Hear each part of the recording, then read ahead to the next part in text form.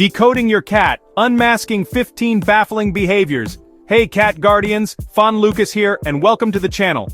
Ever look at your feline friend mid-zoomie or meticulously licking a plastic bag and just think, what in the world is going on in that furry little head?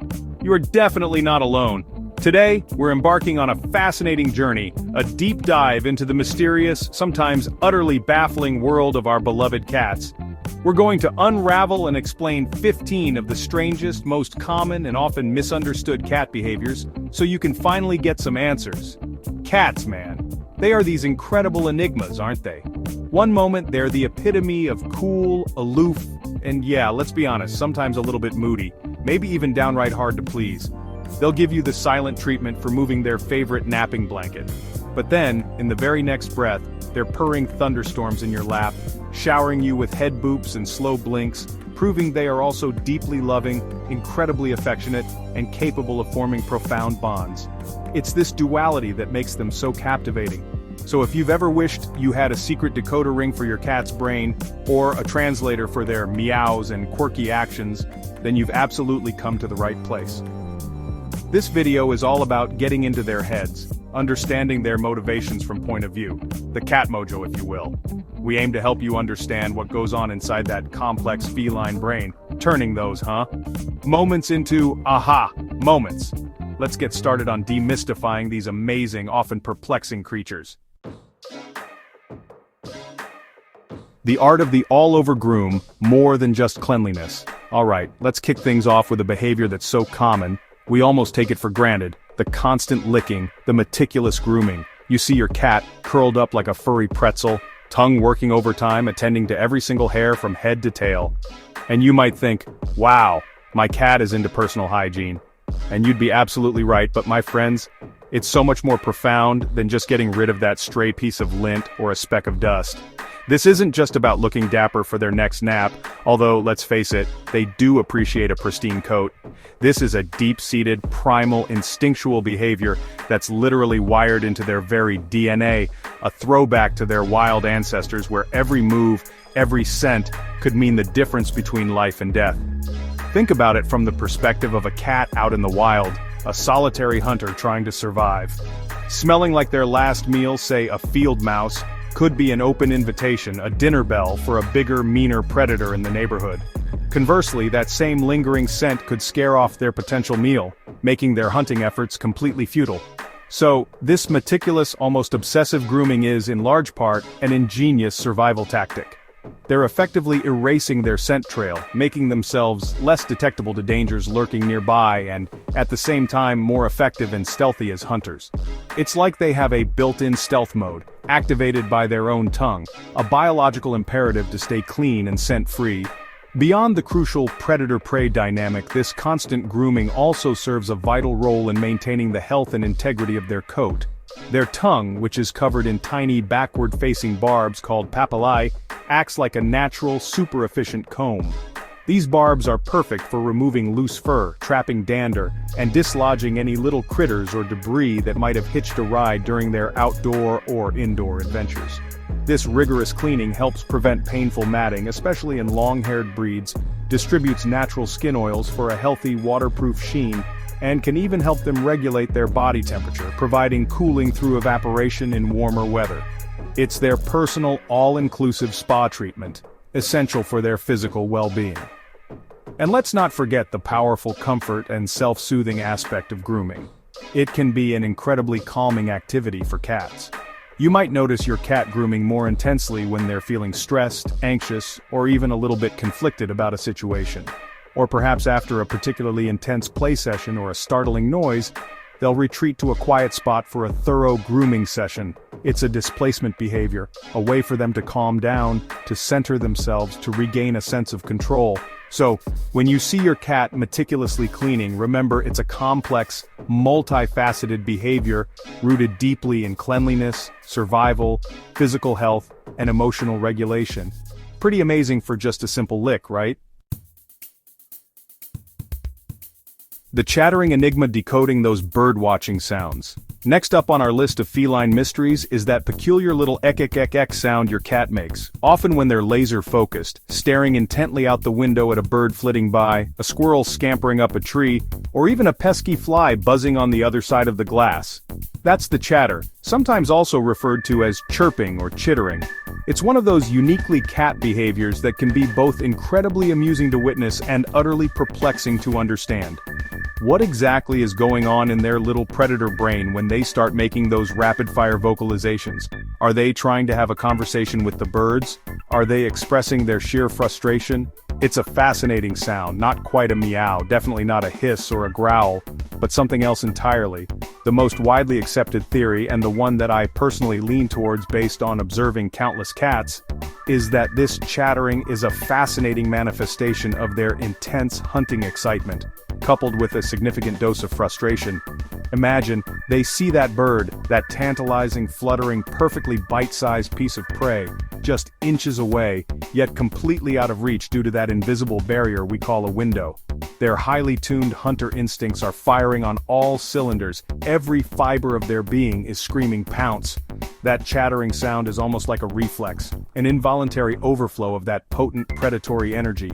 They're revved up, muscles coiled, ready to launch, but alas, the window pane stands in their way. It's the feline equivalent of muttering under their breath, "So close! I got you!" Some esteemed cat behaviorists also propose an intriguing idea that the chattering could be an instinctive attempt to mimic their prey. Birds chirp, squirrels make chattering noises, right? So, by producing a somewhat similar sound, they might be unconsciously trying to lure the prey closer, or perhaps to confuse it for a split second, giving them a predatory advantage if the barrier wasn't there. It's a bit like a human hunter using a duck call to attract waterfowl. While we can't sit down and ask our cats for confirmation, this theory makes a lot of sense from an evolutionary standpoint. Cats are incredibly adaptive and resourceful hunters, and vocal mimicry, even in a rudimentary form, could certainly be a part of their ancestral hunting toolkit. And sometimes, it might just be pure, unadulterated excitement bubbling over.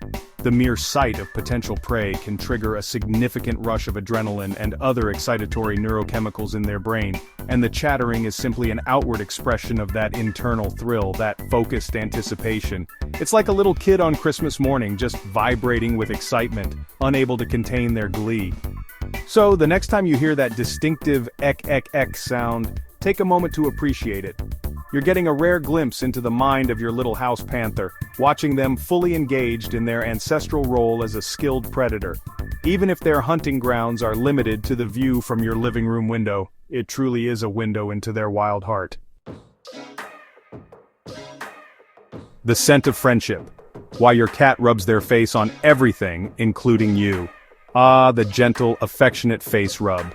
Your cat saunters over to you, perhaps with a little trill or a soft meow, leans in and lovingly, deliberately rubs their cheeks, their chin, or the side of their forehead against your leg, your hand, your arm, or even the corner of your laptop while you're trying to work. It's undeniably one of the most endearing and heartwarming cat behaviors, and thankfully this one is pretty straightforward and overwhelmingly positive in its meaning. It's a clear sign of affection, a display of trust, and a sophisticated way of marking you as part of their family, their inner circle, their territory. It's a beautiful, subtle, and deeply meaningful way they communicate. You're mine, I trust you, and I like you a whole lot. Cats, you see, have a complex system of scent communication, and they possess specialized scent glands strategically located all over their bodies. However, these glands are particularly concentrated on their face, specifically on their chin, their lips, the corners of their mouth, their cheeks, and in the area just in front of their ears and on their forehead. When they purposefully rub these facial areas against something, be it a person, another pet, or an inanimate object, they're depositing their unique pheromones. These pheromones are chemical signals that carry a wealth of information, their personal scent signature. It's like leaving a little olfactory "I was here," and this person's object is safe and familiar message for themselves, and potentially for other cats. In the intricate world of feline social dynamics, scent is a huge part of communication, establishing comfort and defining relationships. So, when your beloved cat graces you with a face rub, they're not just being incredibly cute and cuddly, though let's be real, they absolutely are. They are engaging in a specific behavior known to us behaviorists as bunting or alamarking. They are purposefully mingling their scent with yours, creating a kind of communal smell, a group scent. This shared scent profile is incredibly important for cats. It helps to create a powerful sense of familiarity, security, and belonging within their social group. It's their way of saying, we're a cohesive unit, we're a family, we smell like us. And that makes me feel safe and content. It's a potent bonding ritual reinforcing social ties. Think of it as the feline equivalent of a friendly handshake, a warm hug, a term of endearment, and a stamp of "you're accepted" all rolled into one single elegant gesture.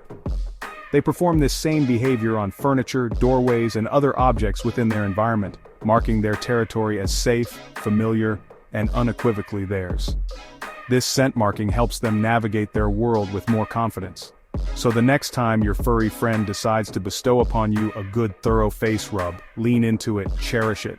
Appreciate that precious moment of connection.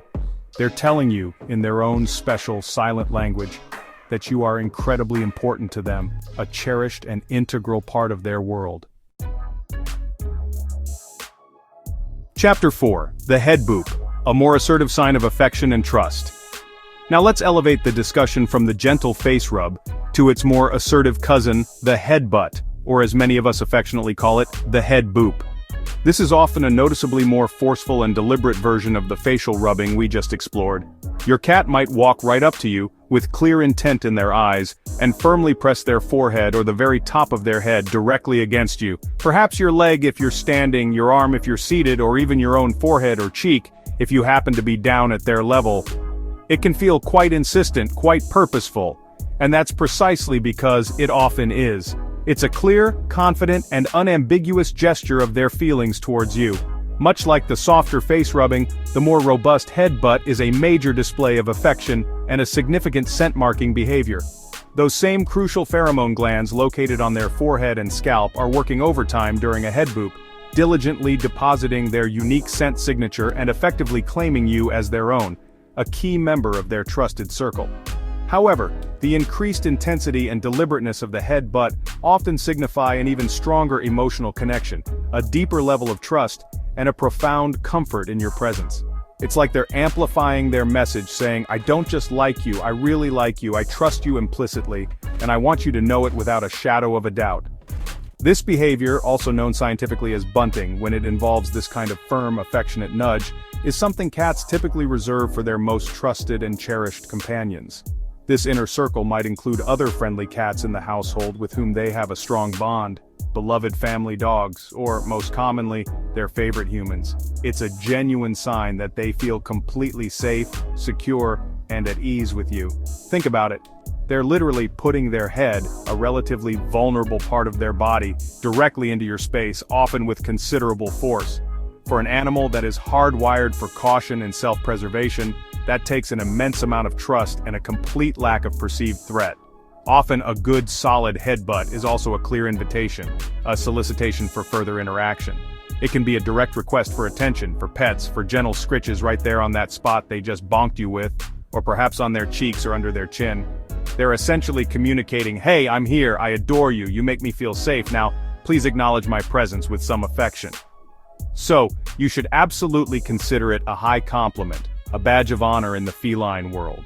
Your cat is demonstrating deep affection, unwavering trust, and probably wouldn't mind a little bit of loving in return. It's a beautiful, direct, and wonderfully assertive way they communicate their powerful bond with you. Chapter 5. The Lure of the Box. Why cats cram themselves into tiny spaces. We've all witnessed this classic cat phenomenon, haven't we?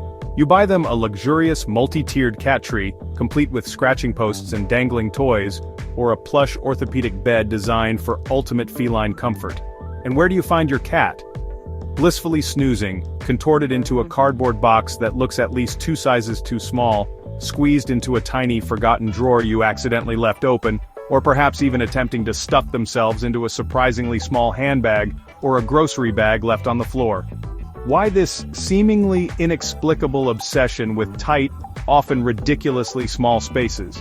It might seem completely counterintuitive for achieving comfort, but for a cat, these small enclosed areas are a source of immense security, profound comfort, and a sense of control.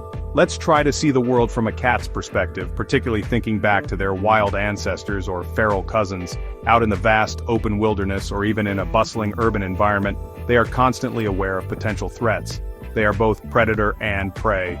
A small, tight, den-like space offers them crucial protection from multiple sides: top, bottom, and most of the periphery. It means they don't have to constantly worry about something sneaking up on them from behind, from the side, or even from above while they're trying to rest. Within these confined boundaries, they can truly relax, let their guard down, because the environment itself is providing a physical barrier, a shield. It's their personal, impenetrable fortress of solitude, their safe haven. These cozy, compact confines also serve a very practical purpose. They help cats conserve precious body heat. Cardboard, for instance, the material of choice for many a cat-loved box, is actually a surprisingly good insulator. So, on a cool day or in an air-conditioned room, that snug little box isn't just providing psychological security, it's also physically warm and toasty, creating a microclimate of comfort. It's like a natural, self-heating bed, perfectly contoured to their form. This instinct to seek out warm, enclosed spaces is deeply ingrained, a relic from times when finding shelter was paramount for survival. Even in a consistently warm house, the psychological comfort derived from that sense of enclosure remains incredibly powerful. And sometimes, let's be perfectly honest, it's simply about taking a much-needed break from us, the often intrusive humans, or perhaps from other boisterous pets in the household. A small, out-of-the-way spot, like the top shelf of a closet or the space under a bed, can be their designated do not disturb zone, their private retreat. It's a place where they can de-stress from the sensory overload of daily life, observe the world from a safe and hidden vantage point, or just get some quality, uninterrupted nap time without fear of being prodded or picked up. So the next time you see your cat attempting to defy the laws of physics by squeezing themselves into an impossibly small space, know they're not crazy. They're just expertly seeking out their ultimate comfort zone, a place of safety, warmth, and peace. Chapter 6. The Gift of the Hunt, Understanding Why Your Cat Brings You Prey. Alright, cat guardians, let's tackle a behavior that can be, shall we say, a bit unsettling for us squeamish humans.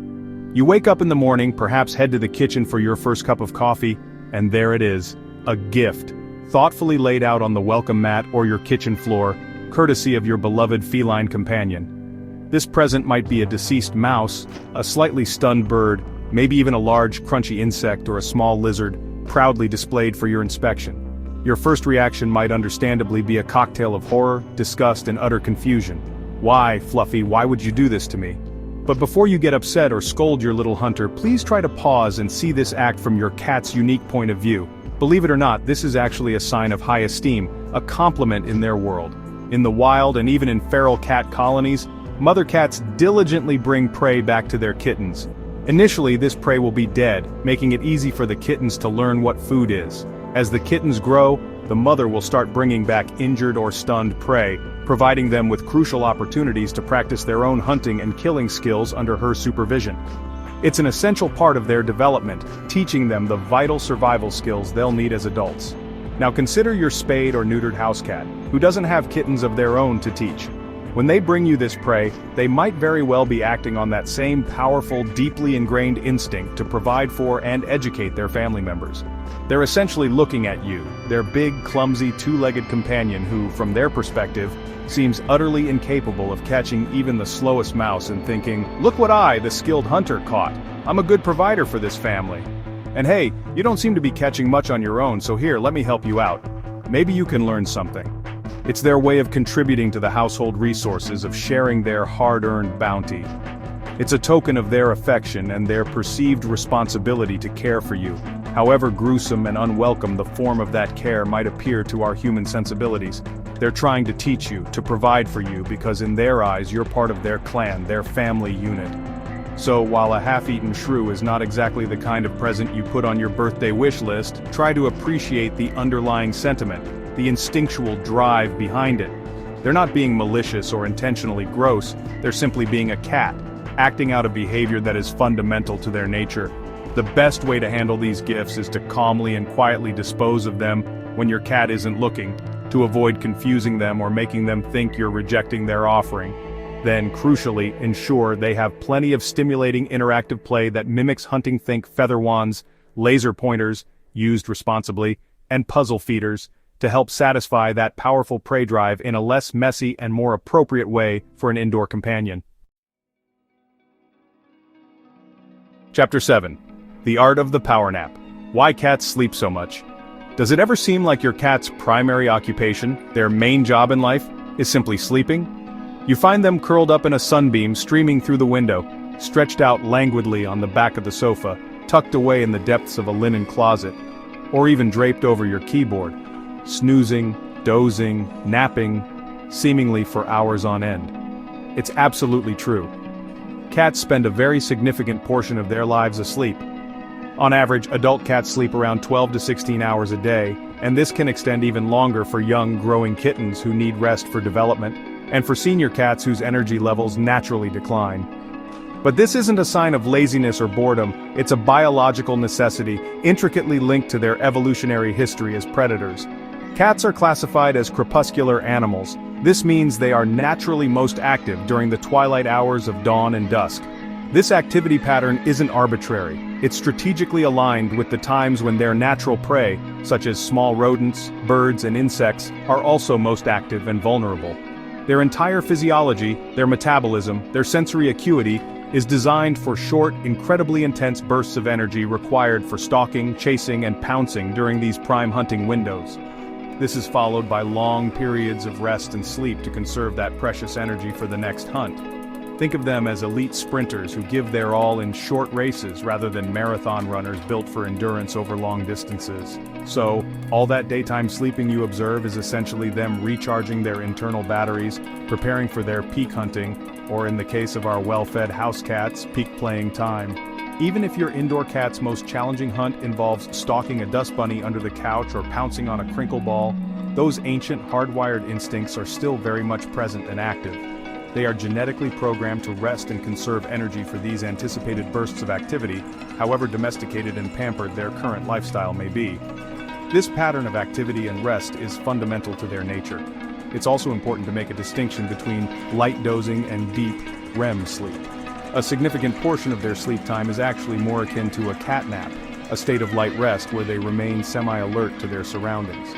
You might see their ears twitching independently, reacting to faint sounds, or their eyes might be only partially closed, still able to detect movement. This state of light sleep allows them to get necessary rest but still be ready to spring into action almost instantly if an opportunity, like a passing toy or a perceived threat, arises. So, when you see your cat seemingly lazing the day away, remember they're just following their natural ancestral rhythms, diligently preparing for their next big adventure, even if that adventure is just a highly anticipated trip to the food bowl or a vigorous play session with you. Chapter 8. The Vibrating Enigma. More to purring than just happiness. The purr. It's arguably one of the most beloved, most comforting, and most iconic sounds a cat makes. We humans typically associate it with a happy, deeply contented cat, perhaps curled up snugly on our lap, eyes half closed in bliss, blissfully soaking up affection and gentle pets. And a vast majority of the time, that's exactly what it signifies. When your cat is relaxed, feeling safe and secure, and thoroughly enjoying your company or a particularly satisfying meal, that gentle, rhythmic rumble emanating from their chest is a clear and unambiguous sign of their pleasure and contentment. It's the soundtrack of feline happiness. But here's where the feline purr gets really interesting and reveals its complexity. Cats don't purr when they're happy and content, they also purr when they are injured, when they are stressed or anxious, when they are in significant pain, and even when female cats are giving birth. This might seem completely contradictory to our usual understanding of the purr. Why would a cat purr when they're suffering? It's widely believed by behaviorists and veterinarians that purring in these challenging contexts serves as a powerful self-soothing mechanism, a way for the cat to calm itself down, to cope with distress, and to manage pain in difficult or frightening situations. It's almost like a low-frequency mantra they repeat to themselves to get through a tough time. There's even compelling scientific research suggesting that the specific low-frequency vibrations of a cat's purr, typically falling within a range of 25 to 150 Hz, can have tangible therapeutic effects on the body. These particular frequencies are known in medical science to promote bone growth and aid in the repair of fractures, relieve pain, help build and repair muscle tissue, and even assist in repairing tendons and ligaments. So when a cat purrs while injured or in pain, it might actually be actively aiding its own healing process through these vibrations. How absolutely incredible is that? It's like they possess their own built-in natural healing machine, a biological marvel. Furthermore, mother cats purr to help their blind and deaf newborn kittens locate them for essential nursing and warmth, as the vibrations can be felt. Kittens, in turn, often purr while nursing to signal to their mother that they're okay, content, and getting enough milk. This purr can also stimulate the mother's milk letdown, so this amazing vocalization is far more than just a happy sound. It's a complex and versatile tool for communication, expressing contentment, self-soothing during stress, signaling needs, and possibly even facilitating physical healing. The next time you hear that familiar rumble, take a moment to appreciate the multifaceted wonder and the profound biological intelligence that is the feline purr. Chapter 9. The Flehmen Response. Smelling with an open mouth and a funny face.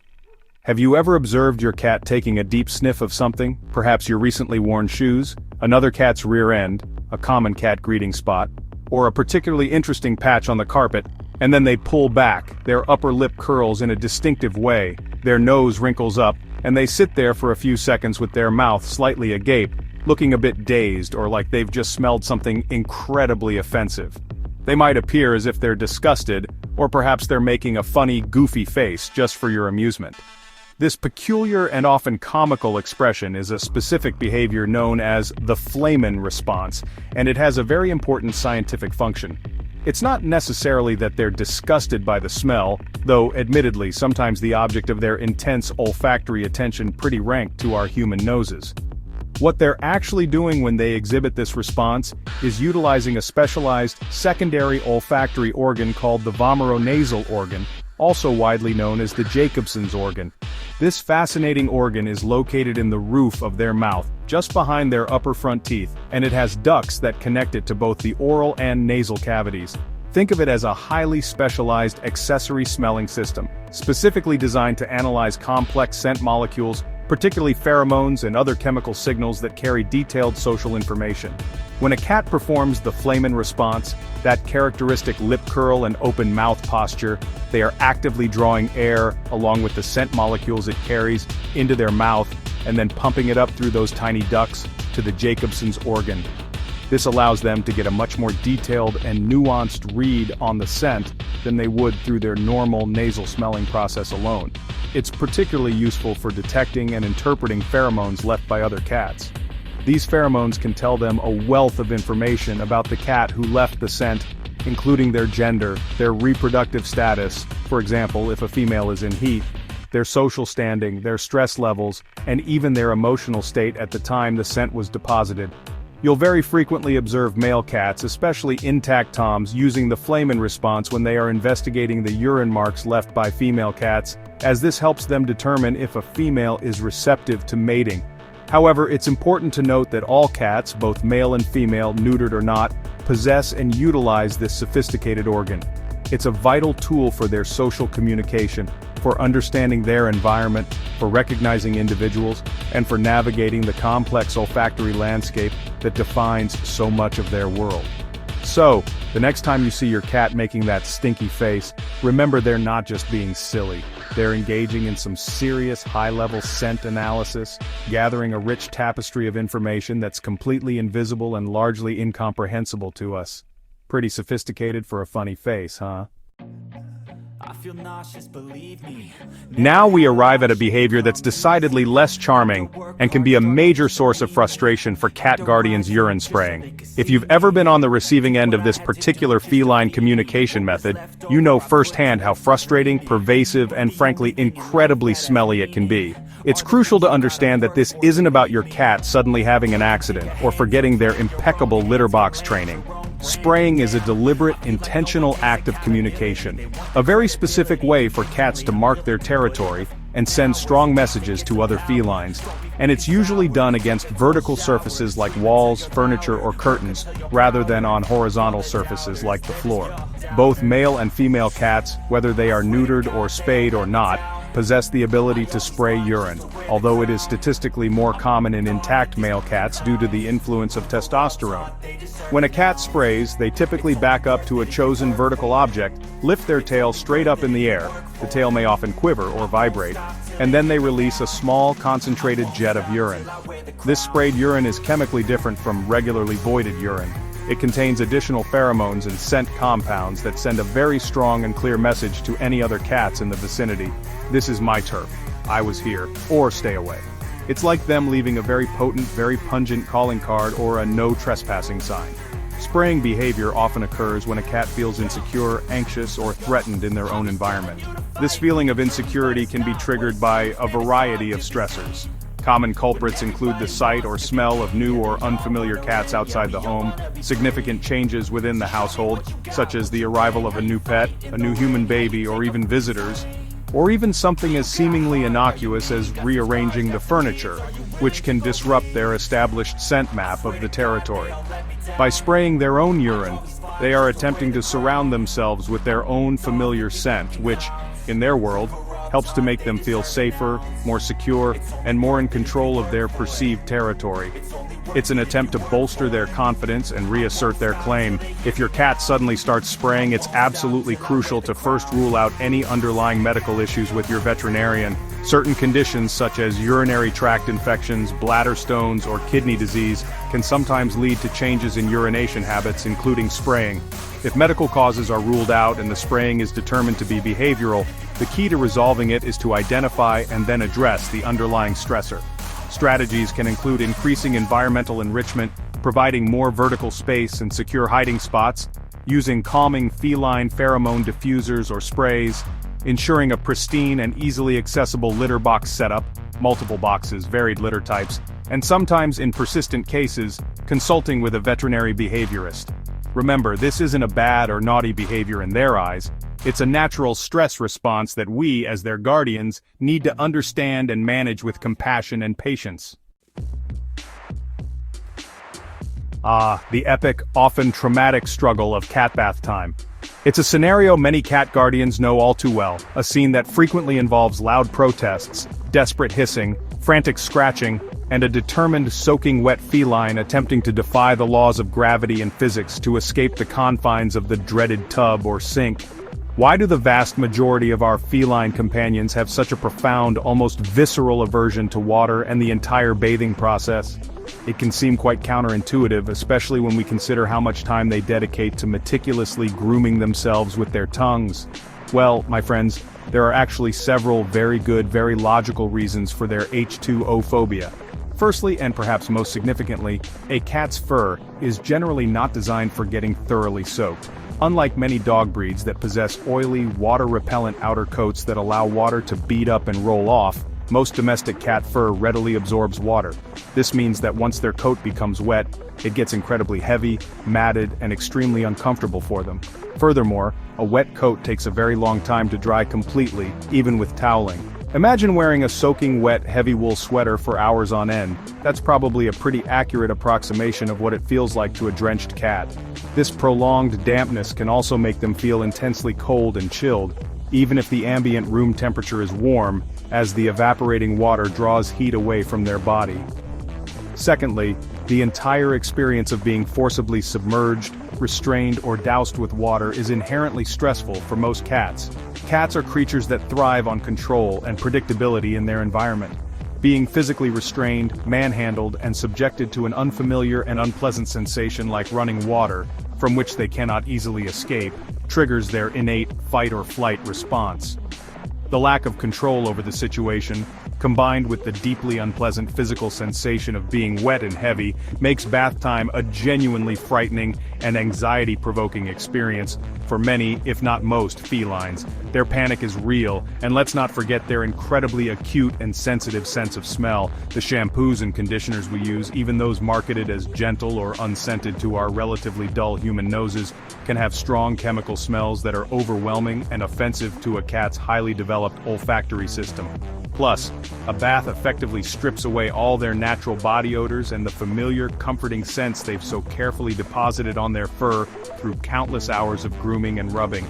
After a bath, they often feel compelled to spend a great deal of time and energy re-grooming themselves vigorously to restore their personal scent and feel like themselves again. Thankfully, due to their fastidious self-grooming habits, most cats are excellent at keeping themselves clean and rarely need a full water bath unless they've gotten into something particularly dirty, oily, or sticky, or if they have a specific medical condition that requires therapeutic bathing. I've seen a lot of change. That absolutely adorable rhythmic pushing of paws, alternating one then the other, often with toes slightly splayed, on a soft blanket, your warm lap, a plush pillow, or sometimes even just the air itself. That's the endearing behavior known as kneading, or as it's affectionately called by many, making biscuits, playing the piano, or smurgling. It's one of the most common, most recognizable, and most universally loved cat behaviors, and it frequently leaves us humans smiling and wondering about its deeper origins and meaning.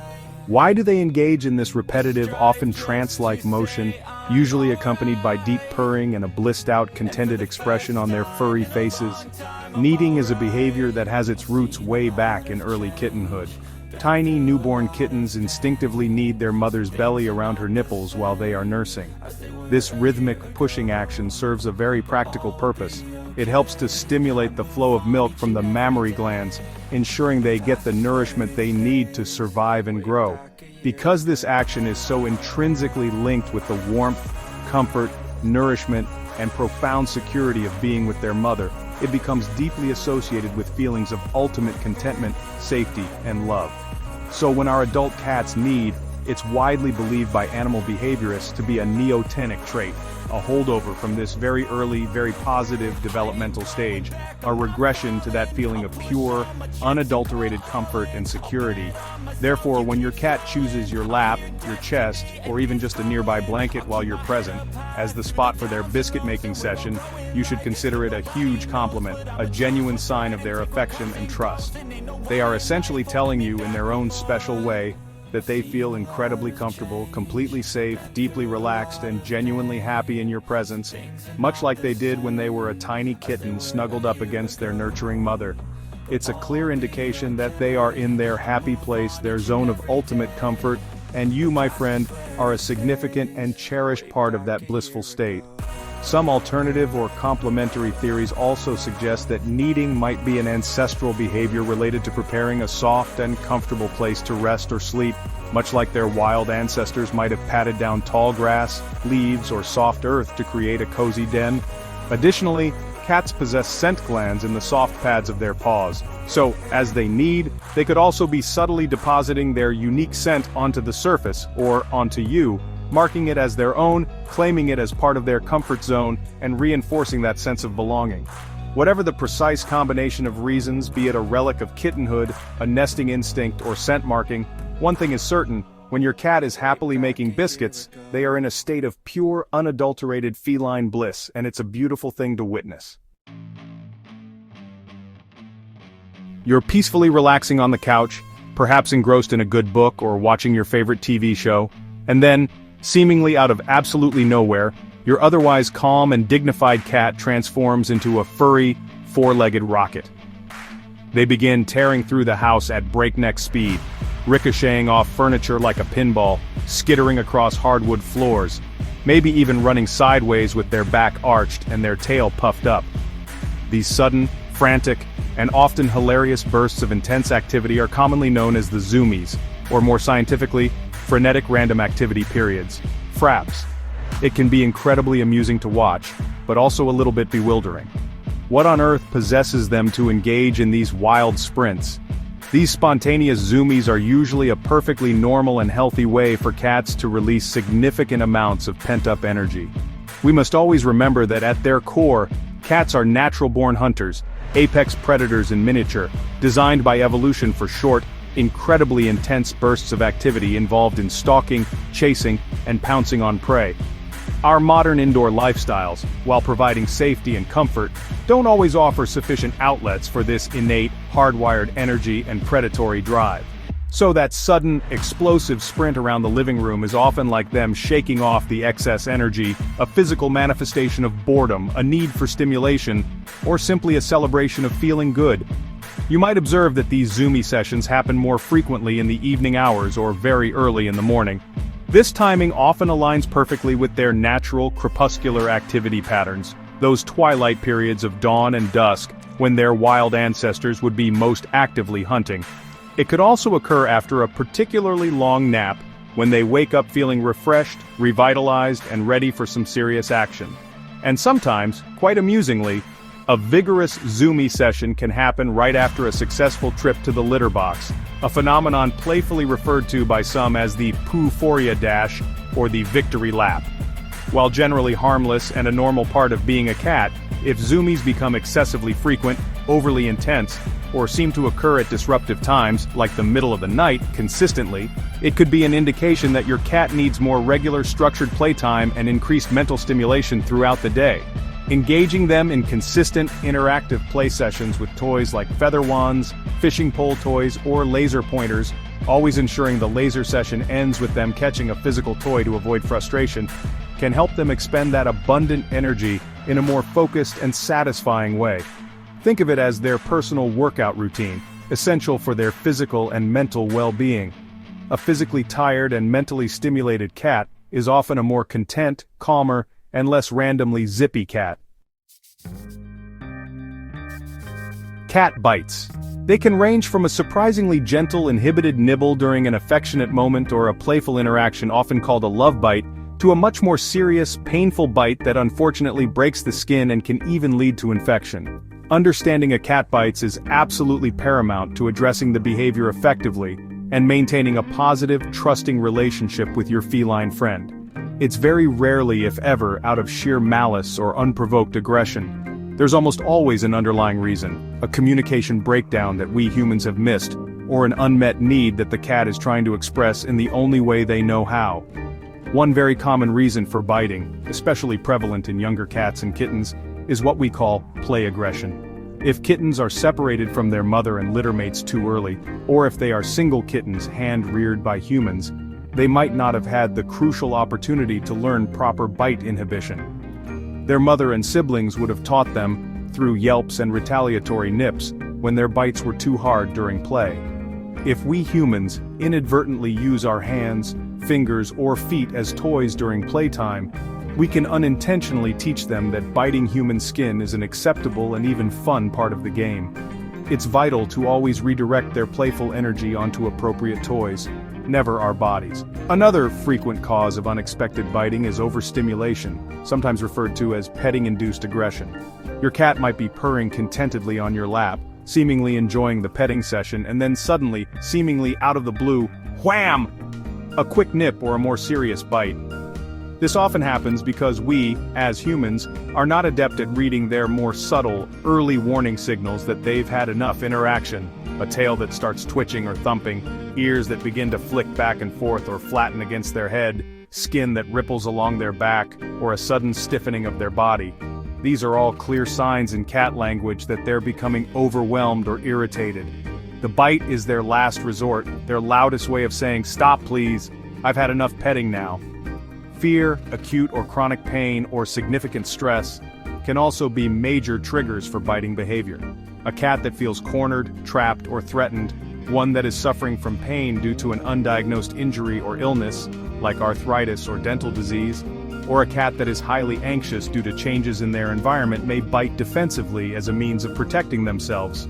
If biting behavior is sudden in onset, out of character for your cat, or escalates in intensity, a thorough checkup with your veterinarian is always the first and most important step to rule out any underlying medical causes. To manage and prevent biting, focus on learning to read your cat's unique body language, provide plenty of appropriate outlets for their energy and predatory instincts, and if they do nip or bite, calmly and immediately end the interaction.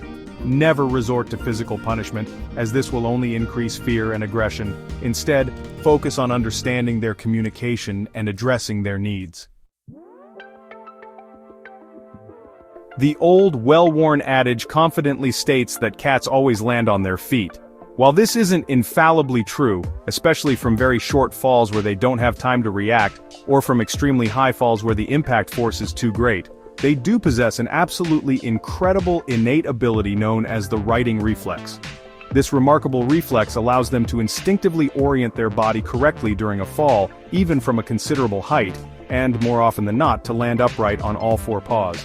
It's a truly astonishing feat of feline biomechanics, coordination, and deeply ingrained instinct, a testament to their evolutionary adaptation as agile arboreal creatures.